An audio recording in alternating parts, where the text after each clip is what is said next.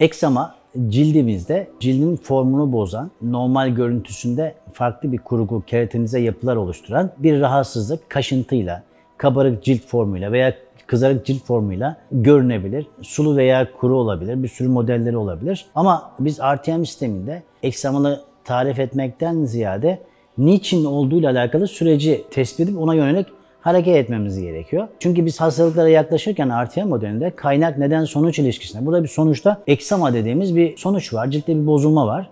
Bunun akabinde neden dediğimiz kısımda birçok şeyi sayabiliriz orada.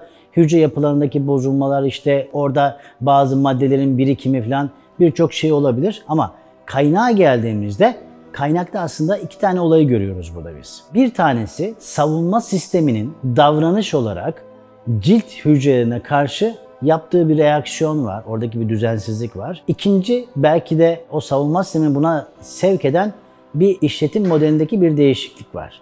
O da şu: cilt bizim önemli detoks organlarımızdan bir tanesi. 27 günde bir cildin yenilenmesi gerekiyor. Bu yenilenme sürecinde cilt yenilenirken aynı zamanda o zehirle alakalı süreci, detoks sürecini devreye koyuyor.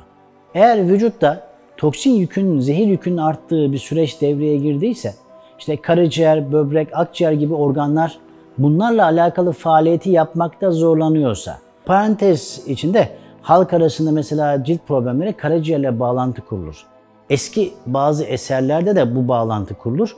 Aslında bağlantının ana kaynağı karaciğer burada faaliyetini icra edemiyorsa cildin yükü artmasından kaynaklanır. Cilt detoksla alakalı görevini fazla vazife yüklendiği için 27 günlük süreci 15 güne çekmeye başlar.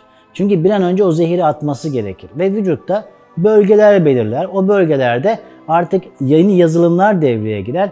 27 günde bir yapılması gereken faaliyet artık orada 15 günde bir yapılır. 15 günlük süreçte cilt kendini tamamlayamadığı için, normal cilt formuna ulaşamadığı için farklı bir cilt görüntüsü ve bozulma meydana gelir. Bu bizim ana kurgumuz aslında.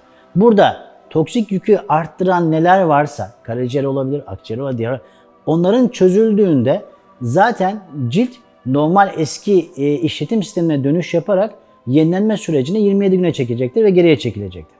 Diğer bir form ise savunma sisteminin davranışıdır.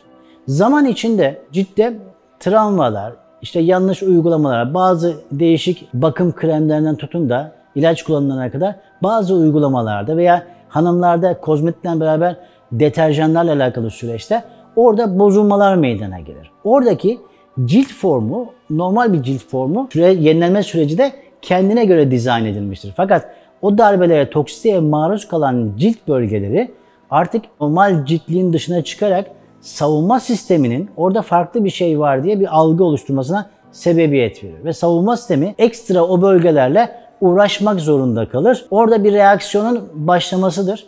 Ve bu reaksiyon bir yazılımla başladığı için de siz o malzemeleri kullandığınızda aktif olarak devreye girer. Siz malzemeleri kullanın, biraz kendinizi toparlıyormuş gibi olur. Ama bugün kozmetikle alakalı olan bir reaksiyon yarın basit bir şeyde de devreye girebilir. Buradaki olayda da yapılması gereken, tabii ki o toksik malzemelerden uzak kalacağız ama beraberinde savunma sisteminin, işletim sistemini normal sürece çekecek bazı destek ve tedavileri uygulamamız gerekebilir. Biz RTM sisteminde kaynak neden sonuç ilişkileri değerlendirdiğimizde eksema bizim için bir sonuç. Kaynak bölümüne baktığımızda da kirlenme ile alakalı bir kurgu, bunu etkileyen altyapılar ve savunma sistemi ile alakalı bir düzensizliğimiz vardır. Biz burada hacamatı, ozonu ve diğer fitoterapatikleri, işte kaynak sürecindeki var olan tespit ettiğimiz bozuklukları düzeltmek amacıyla kullanır ve vücudu amacımız eski iyilik haline, formuna taşıyarak hastalıksız sürece götürmektir.